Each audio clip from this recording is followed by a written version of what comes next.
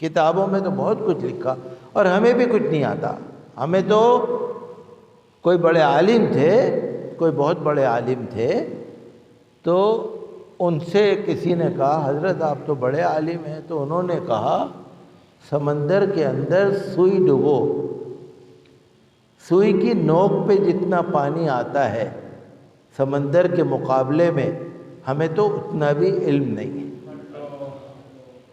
علم تو دریا ہے، دریا کے اندر آپ سوئی کی نوک ڈبو دو تو نوک میں کتنا پانی لگے گا؟ انہوں نے کہا ہمارے پاس تو اتنا بھی علم نہیں. تو علم کی تو کوئی انتہا ہی نہیں ہے. اور اللہ تعالی نے عالموں کا درجہ فرشتوں کے ساتھ رکھا ہے. قرآن شریف میں ہے شہد اللہ انہ لا الہ الا ہوا والملائکۃ واولو العلم. اللہ نے گواہی دی کہ اللہ کے سوا کوئی معبود نہیں، اور فرشتوں نے گواہی دی اور عالموں نے گواہی دی. عالموں کا درجہ بہت بڑا ہے. عالموں کا جو علم سیکھے.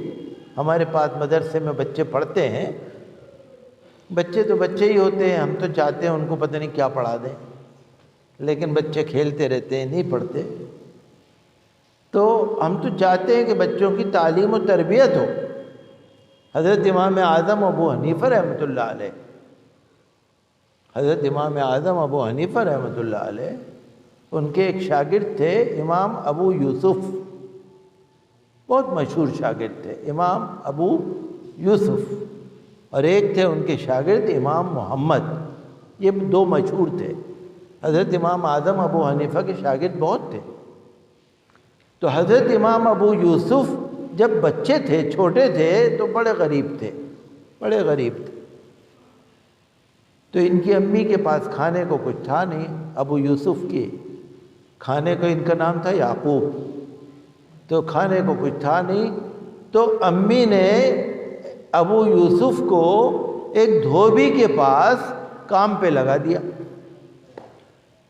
وہ دھوبی کے پاس کام پہ لگ گئے. ایک دن حضرت امام اعظم ابو حنیفہ کے سبق میں آ کے بیٹھ گئے. حضرت امام اعظم ابو حنیفہ کی باتیں سن کے، علم کی باتیں سن کے، تعلیم کی، ان کا دل لگا. یہ روز آنے لگے. جب اماں کے پاس نہیں پہنچے پیسے لے کے، مزدوری لے کے نہیں پہنچے، اماں آئی امام اعظم ابو حنیفہ کے پاس آئی اور آ کر کہنے لگی میرے بچے کو بگاڑ دیا. میں نے دھوبی کے پاس لگایا تھا، کچھ تھوڑی سی ہماری انکم ہو جائے گی، روزگار چل جائے گا، تم نے میرے بچے کا بگاڑ دیا، ناس کر دیا، اپنے پاس بٹھا لیتے ہو. ایسے ہی آ کے اس نے کہا. حضرت امام اعظم نے کہا بیٹھے رہنے دو، آنے دو، کوئی بات نہیں. ایک وقت ایسا آئے گا کہ یہ بادام کا دیسی گھی کا حلوہ اور بہترین فالودہ کھائے گا. دیسی گھی کا، بادام کا حلوہ اور فالودہ کھائے گا. ایک وقت ایسا آئے گا. تو وہ عورت کہنے لگی کیا باتیں کر رہے ہو تم ہم سے؟ ہمارے قسمت میں کہاں لکھا ہے یہ سب چیزیں؟ فرمایا اس کو یہاں رہنے دو. تو حضرت امام اعظم ابو حنیفہ نے اس کے گھر کا خرچہ باندھ دیا کہ بھئی جو تو لیتی تھی تیرے خرچے کا یہ ہے. حضرت امام اعظم ابو حنیفہ بہت سارے بچوں کے خرچہ دیا کرتے تھے اور پڑھاتے تھے. تو امام ابو یوسف بہت بڑے عالم بن گئے.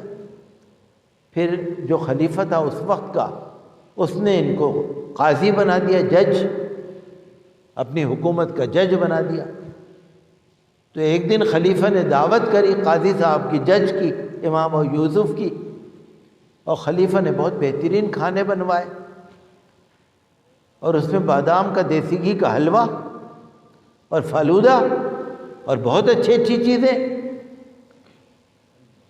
تو حضرت امام ابو یوسف سے اس نے کہا کہ قاضی صاحب یہ لیجئے بادام کا حلوہ، یہ دیسی گھی کا حلوہ بادام کا، یہ کبھی کبھی بنتا ہے، بہت اچھی چیز ہے، یہ فالودہ لیجئے۔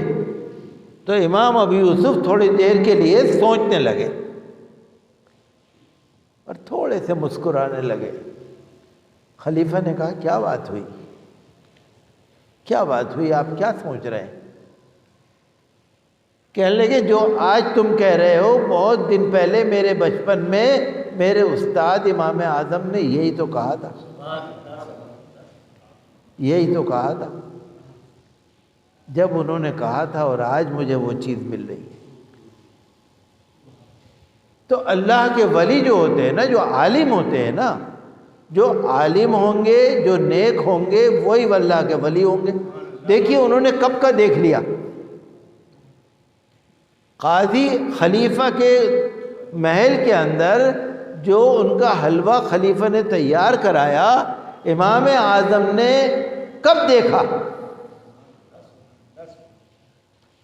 اس طرح کے واقعات بہت ہیں صحابہ کرام کے، اللہ کے ولیوں کے، اللہ کے عالموں کے۔ لوگوں کو یقین نہیں آتا، نہ آئے، کوئی بات نہیں۔ لوگ تو اللہ کو نہیں مانتے، ولی کو کیا، لوگ تو اللہ کو نہیں مانتے، لوگ تو رسول کو نہیں مانتے،